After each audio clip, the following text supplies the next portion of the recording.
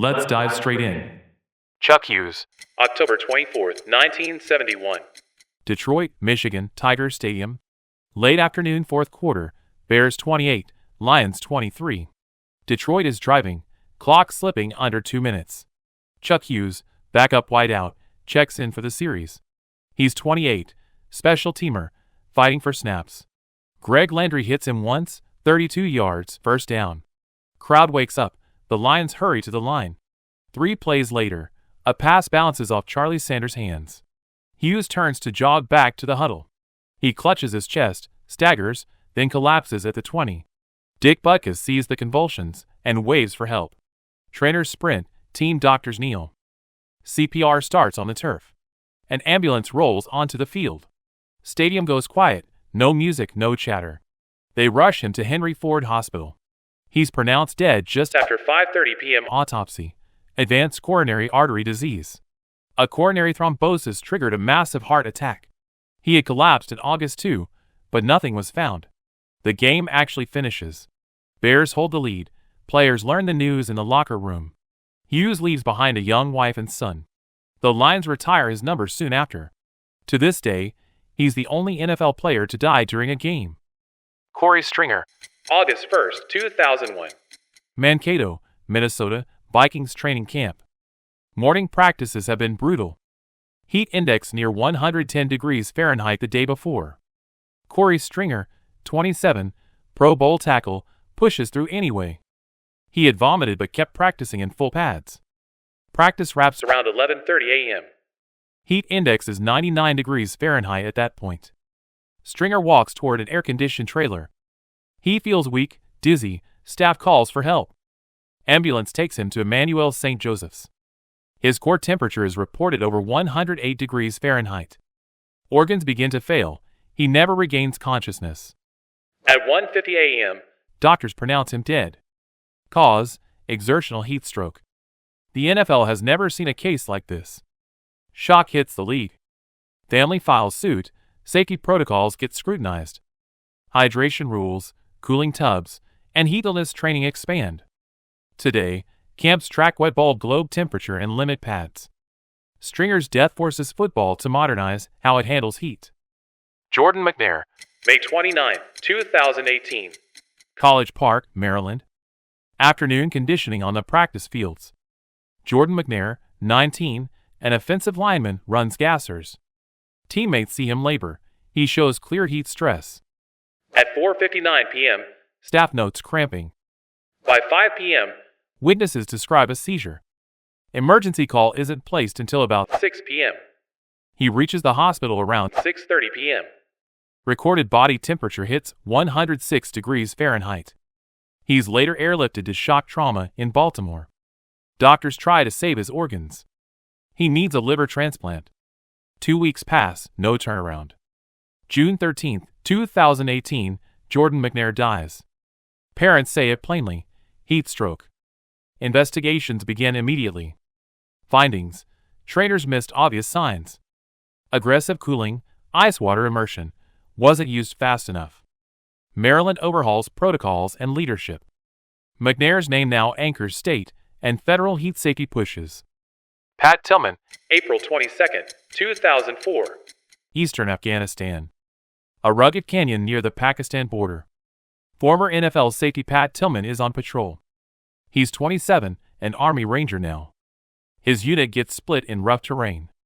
Gunfire erupts, dust, echoes, confusion. Tillman moves to support another element. Rounds come from a friendly position. He's hit and goes down. Combat life-saving fails in the chaos. Back home, early reports say enemy ambush. Weeks later, the truth reaches his family. It was fratricide, friendly fire. He's posthumously promoted. The country mourns and debates the messaging. Tillman gave up an NFL career to serve. His death highlights battlefield fog, not glory. Policies change on casualty reporting. His legacy is service, sacrifice, and hard questions. A hero, even when the facts hurt. Sean Taylor, November 26, 2007. Palmetto Bay, Florida, past midnight. Washington safety Sean Taylor is at home. He hears noises and gets up. An intruder is in the hallway. A shot hits his upper leg. The bullet severs his femoral artery. He collapses, bleeding fast. His fiancée and baby daughter are in the house. They're unharmed, but terrified. Paramedics rush him to Jackson Memorial. Surgeons fight to repair the artery. He needs massive blood. He codes more than once. By the next day, November 27th, he dies at 24. The NFL weeps for a rising star. Police work the case quickly. Arrests follow within days. Prosecutors secure convictions years later. It started as a burglary. It ended with a community broken. Junior Seau, May 2nd, 2012. Oceanside, California, morning. Junior Seau's girlfriend can't reach him. She finds him in a bedroom. Self-inflicted gunshot wound. Paramedics pronounce him dead at 43. News detonates across the league. He was the heartbeat of San Diego for 13 seasons. 12 Pro Bowls, endless energy. Now, silence and questions. Why him? Why now? The medical examiner rules suicide.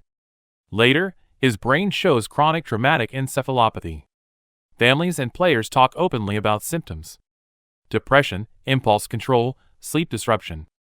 A storm football long tried to ignore. Seau's name accelerates change. Concussion protocols harden. Independent spotters gain teeth.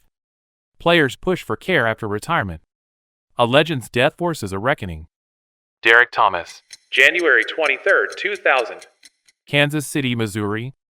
Roads are icy. Derrick Thomas drives to the airport. Two friends ride along. No seatbelt for Thomas. The car flips. One passenger dies.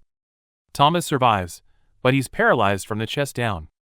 He's transferred to Miami's Jackson Memorial. Rehab starts.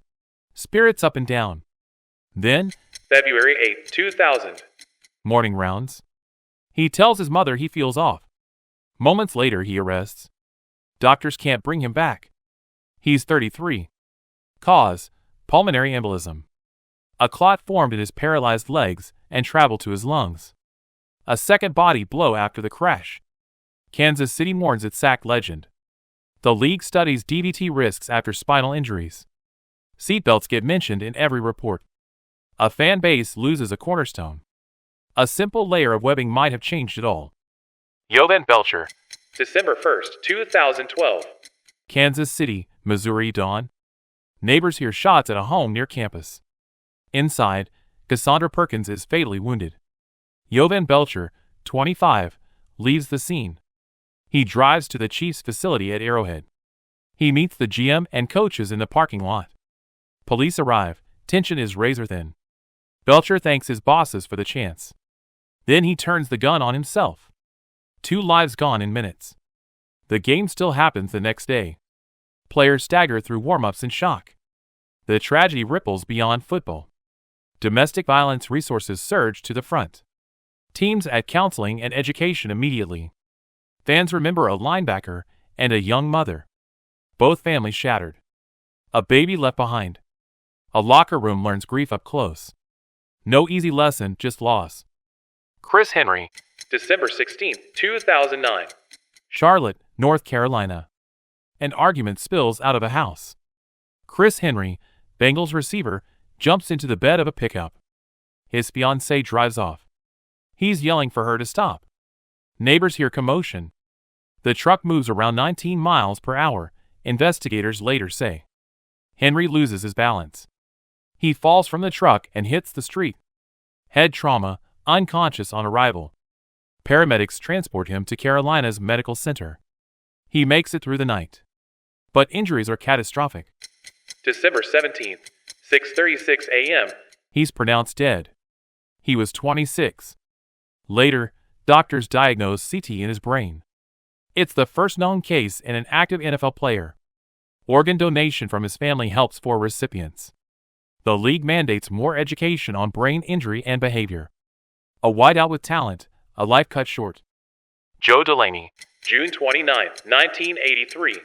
Monroe, Louisiana. It's hot at Chenault Park's Critters Creek. 3 children slip into a rain-filled pit in a pond area. They disappear under the surface. People scream for help. Joe Delaney hears it. He's 24. He can't swim well, but he runs toward the water. He dives in anyway. One child makes it out alive. Another is pulled and later dies. Searchers find Delaney and the third child. Both are gone. The NFL loses the 1981 AFC Rookie of the Year. The Chiefs quietly retire his number in practice. Fans call him a hero because he was. A monument goes up years later. His medal from the president comes posthumously. Every June, people remember. Not a stat, not a play. Just a choice to risk everything for strangers. Dwayne Haskins, April 9, 2022. Fort Lauderdale area, Florida, about 6:30. Steelers QB Dwayne Haskins is on foot near I-595. His rental car ran out of gas. He's trying to cross lanes to find a station. A dump truck approaches. Impact is violent. Reports later say a second vehicle may have struck him too. He's pronounced dead at the scene. He's 24. Toxicology finds alcohol above the legal limit. Other substances are noted in the report. Civil cases follow. His estate alleges excessive speed and an overloaded truck. Partial settlements arrive in 2023. Family grief stays center stage. A bright college star, a life gone at sunrise. Teammates had been in town to train. An off-season mourning turns into a memorial. Fans argue about details, but the outcome is fixed. A highway, a misstep, and a forever change. Everyone who drives that stretch remembers the date. Gaines Adams, January 17, 2010. Greenwood, South Carolina. Morning at home. Gaines Adams, 26, former number 4 overall pick, isn't feeling right. His girlfriend calls for help. Paramedics rush him to Self Regional Healthcare. He's pronounced dead At 8:21 a.m. Preliminary autopsy the same day, cardiac arrest. Cause traced to an enlarged heart, cardiomyopathy. Family didn't know about any condition. Toxicology later shows nothing contributory. Teammates are stunned. He had just been traded to Chicago months earlier. No warning signs stood out. This isn't a concussion story. It's the hidden heart story that haunts every locker room. Screenings get debated again, EKG versus echo. Doctors explain EKGs miss some enlargement. Echocardiograms catch more, but cost time and money. Teams revisit protocols anyway. Because one morning like this is one too many. Mike Webster, September 24, 2002. Pittsburgh, Pennsylvania. Mike Webster, Iron Mike, is 50. For Super Bowls with the Steelers. Years of pain, insomnia, and confusion. Tonight, his heart gives out in a Pittsburgh hospital. He leaves behind family, teammates, and questions. Enter Dr. Bennett Omalu. He examines Webster's brain after death. Finds tau deposits. Clear degeneration. Names it chronic traumatic encephalopathy, CTE. The finding is a fuse. At first, the league pushes back. But more cases stack up. Rules change, protocols appear on sidelines. A center's decline rewrites football medicine. Webster's official cause is heart attack. But the story becomes bigger than one organ. It's about years of hits, and what they do quietly. It's about care after retirement. It's about seeing the person, not just the player.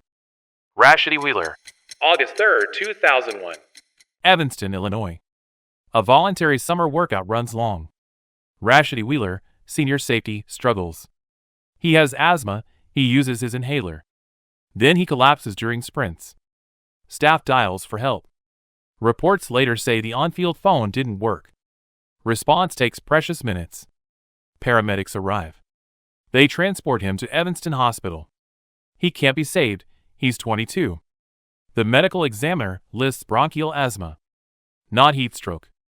But still a preventable disaster. His mother says it straight, my son did not have to die. Lawsuits hit the university. Coaches, trainers, and administrators sit for depositions. Schools everywhere recheck summer protocols. Access to inhalers, on-site communication. Real-time emergency plans, no excuses. Max Gilpin, August 20, 2008. Louisville, Kentucky. Pleasure Ridge Park High, late summer practice. Max Gilpin, 15, runs sprints in the heat. Witnesses say it's intense and extended. He collapses near the field. Ambulance takes him to the hospital. Doctors fight the heat damage. 3 days pass. August 23rd. He dies from exertional heat stroke. A sophomore lineman, gone before a varsity start. Police investigate. A grand jury indicts the head coach months later. Charges: reckless homicide and wanton endangerment. It becomes a national test case for sideline responsibility. A jury ultimately acquits him. Medical groups publish detailed case reviews. The takeaway is simple and strict. Measure wet bulb heat. Pre-cool and hydrate. And if a kid crashes, dump him in cold water now.